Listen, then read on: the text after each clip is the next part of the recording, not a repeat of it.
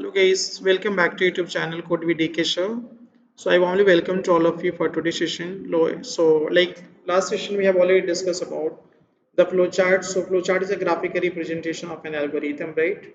So how we are going to represent the flowchart step by step. So yesterday we discussed set of symbols, input, process and output, conditional construct, start and stop symbols and flow lines always connect to each other one after another one.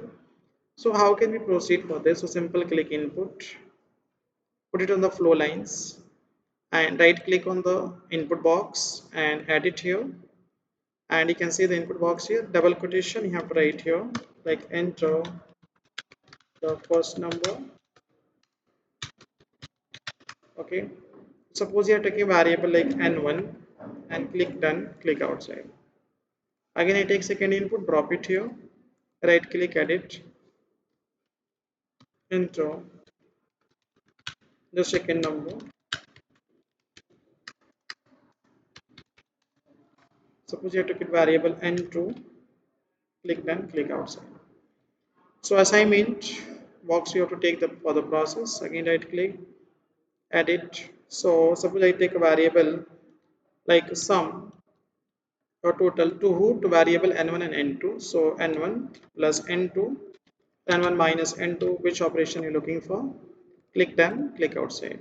Even we can side by side we can just put the comments as well. Right click, edit, or comments, right click, just like we have already done in algorithm. Comment here, like I can write here, this is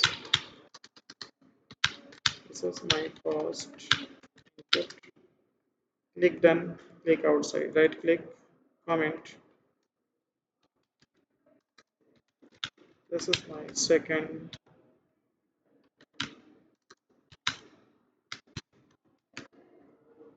click done, click outside. Process, right click, edit, again right click, comment.